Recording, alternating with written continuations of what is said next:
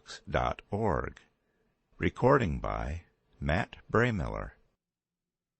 Chapter 13. A Ride Through the Mountains. I read Don Escoban's narrative over and over again till I had thoroughly mastered every detail of it. Then I studied the key of the number cipher till I had it by heart. I had an instinct that memory on this subject would be a help and a safety to me now or hereafter.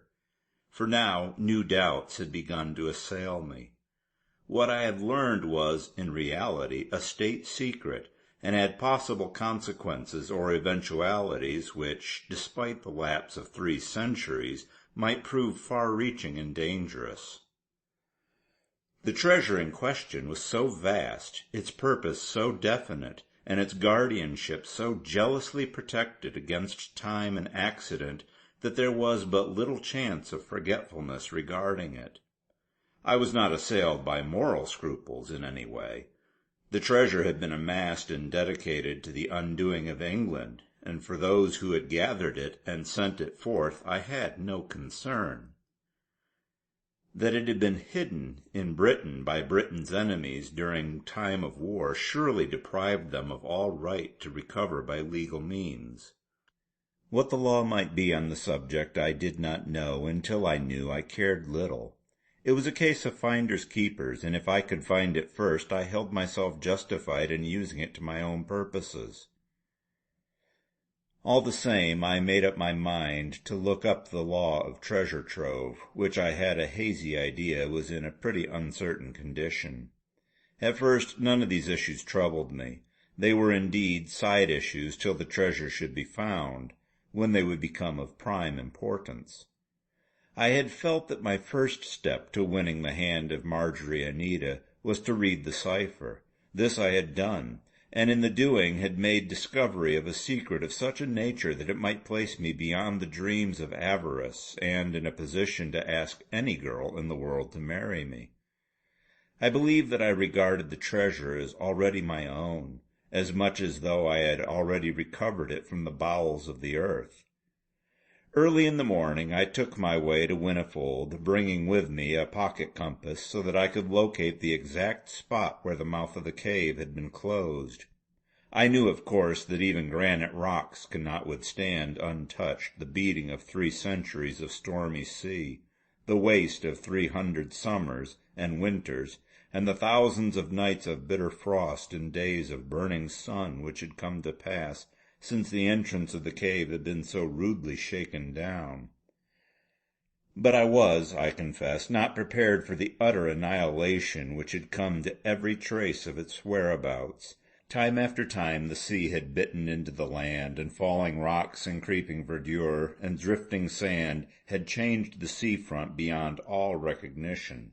I did what I could, however, to take the bearings of the place as laid down by Don de Escoban, and walking along the top of the cliff, beginning at the very edge of Wistonen Point, till I reached a spot where the south end of the outer rock of the Skares stood out. Then, to my surprise, I found that it was as near as possible in the direction of my own house. In fact, when I looked at the plan which the local surveyor had made of my house, I found that the northern wall made a bee-line for the south end of the main rock of the Skares. As it was manifest that what had originally been the front of the cave had fallen in, and had been partially worn and worked away, my remaining hope was that the cave itself lay under part of my ground, if not under the house itself.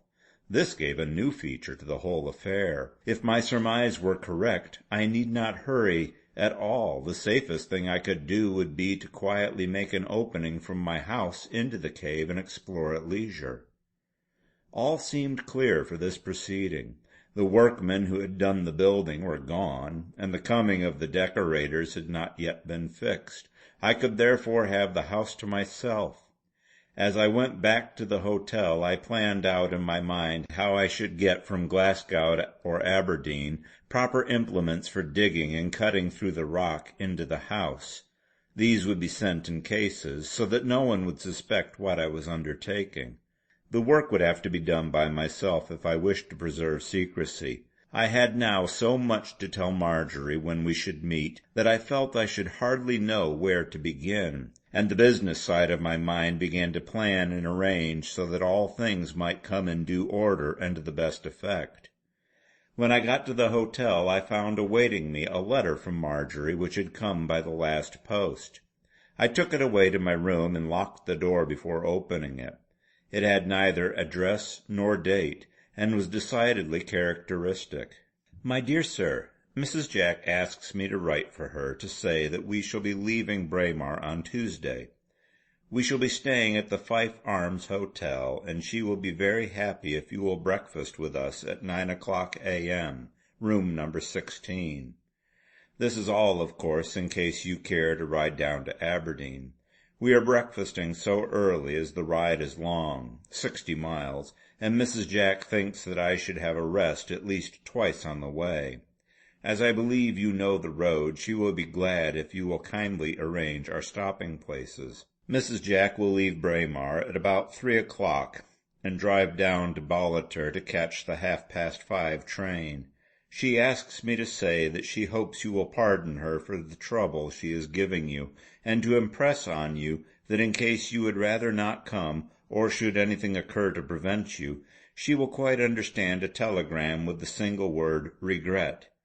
By the way, she will be obliged if you will kindly not mention her name, either her surname or her Christian name, before any of the people, strangers or hotel people, at Braemar, or during the journey, or indeed during the day.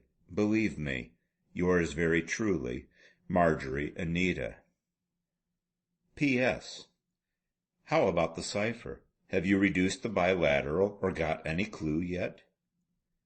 P.P.S. I don't suppose that anything, unless it be really serious, will prevent your coming. Mrs. Jack is so looking forward to my having that bicycle ride. P.P.P.S. Have you second-sighted any ships yet, or any more white flowers for the dead? For long I sat with the letter in my hand, after I had read it over and over again, many, many times. Each time I read it, its purpose seemed more luminous. It may have been that my old habit of a year ago of finding secret meanings in everything was creeping back to me. I thought, and the introspective habit made me reason out causes, even in the midst of imaginative flights. Might not, I thought, it be possible that there be minor forms of second sight, daydreams based on some great effort of truth? In the real world there are manifestations of life in lower as well as higher forms, and yet all alike are instinct with some of that higher principle which divides the quick and the dead. The secret voices of the brain need not always speak in thunder. The dream painter within us need not always have a full canvas for the exercise of his craft. On Tuesday morning, when at 9 o'clock to the minute I went to the Fife Arms at Braemar, I found Marjorie alone. She came forward with a brisk, frank smile and shook hands. "It's real good to see you," was all she said. Presently she added, "Mrs. Jack will be here in a minute or two. Before she comes, it is understood that between this and Aberdeen, and indeed for to-day, you and I are only to be comrades." "Yes," said I, and then added, "without prejudice." She showed her pearly teeth in a smile as she answered, "All right, without prejudice. Be it so." Then Mrs. Jack came in, and having greeted me warmly, we sat down to breakfast. When this was over, Marjorie cut a good packet of sandwiches and tied them up herself. These she handed to me, saying, "You will not mind carrying these. It will be nicer having our lunch out than going to a hotel. Don't you think so?" Needless to say, I cordially acquiesced. Both our bicycles were ready at the door, and we lost no time in getting under way. Indeed, my companion showed some anxiety to be off quickly, as though she wished to avoid observation. The day was glorious. There was bright sunshine and a sky of turquoise, with here and there a flock of fleecy clouds. The smart easterly breeze swept us along as though we were under sail. The air was cool and the road smooth as asphalt, but with the springiness of well-packed gravel. With the least effort of pedaling, we simply seemed to fly. I could see the exhilaration on my companion's face as clearly as I could feel it on my own nature. All was buoyancy, above, below, around us, and I doubt if in all the wide circle of the sun's rays there were two such glad hearts as Marjorie's and my own.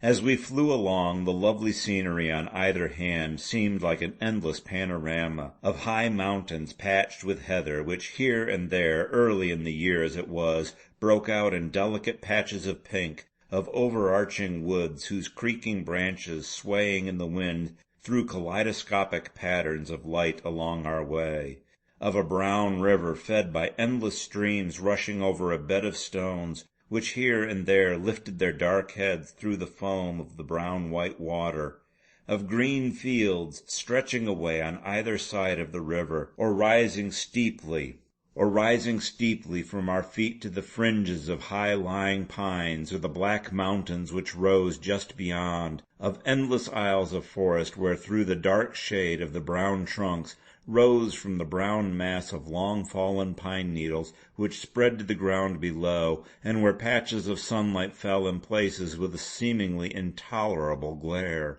Then out into the open again, where the sunlight seemed all natural and even the idea of shade unreal.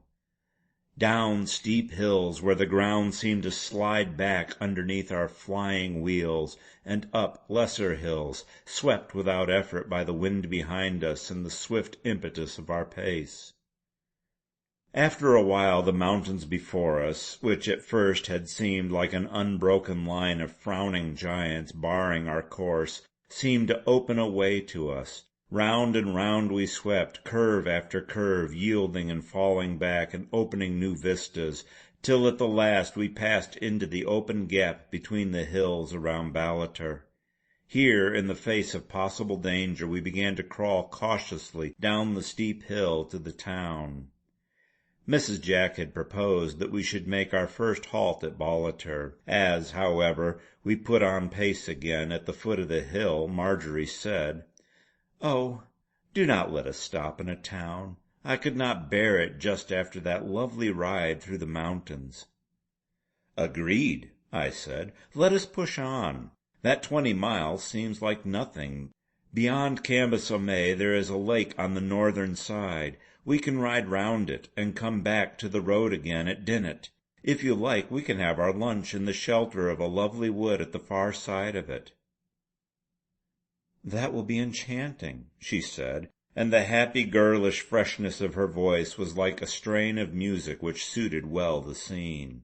When we had passed Ballater and climbed the hill up to the railway bridge, we stopped to look back, and in sheer delight she caught hold of my arm and stood close to me.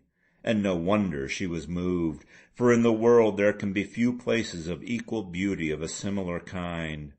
Right above us to the right, and again across the valley, towered mountains of rich brown, with patches of purple and lines of green, and in front of us, in the center of the amphitheatre, two round hills looming large in a delicate mist, served as portals to the valley which trended upward between the hills beyond. The road to Braemar seemed like a veritable road of mystery, guarded by an enchanted gate. With a sigh we turned our backs on all this beauty, and skirting the river ran by Cambus-o-May and between woods of pine in an opening vista of new loveliness.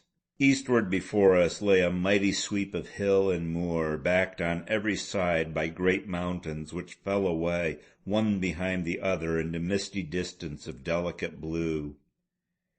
At our feet, far below, lay two spreading lakes of sapphire hue, fringed here and there with woods, and dotted with little islands whose trees bent down to the water's edge. Marjorie stood rapt for a while, her breast heaving and her face glowing.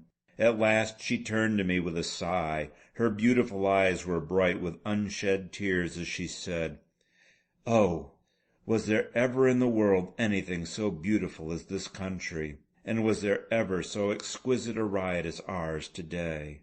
Does ever a man love a woman more than when she shows herself susceptible to beauty, and is moved to the fullness and simplicity of emotion which is denied to his own sex? I thought not, as Marjorie and I swept down the steep road and skirted by the crystal lakes of Ceander and Devan to the wood in which we were to have our al fresco lunch. Here, sheltered from the wind, the sunshine seemed too strong to make sitting in the open pleasant, and we were glad to have the shade of the trees. As we sat down, and I began to unpack the luncheon, Marjorie said, "And now tell me how you have been getting on with the cipher." I stood still for so long that she raised her head and took a sharp glance of surprise at me.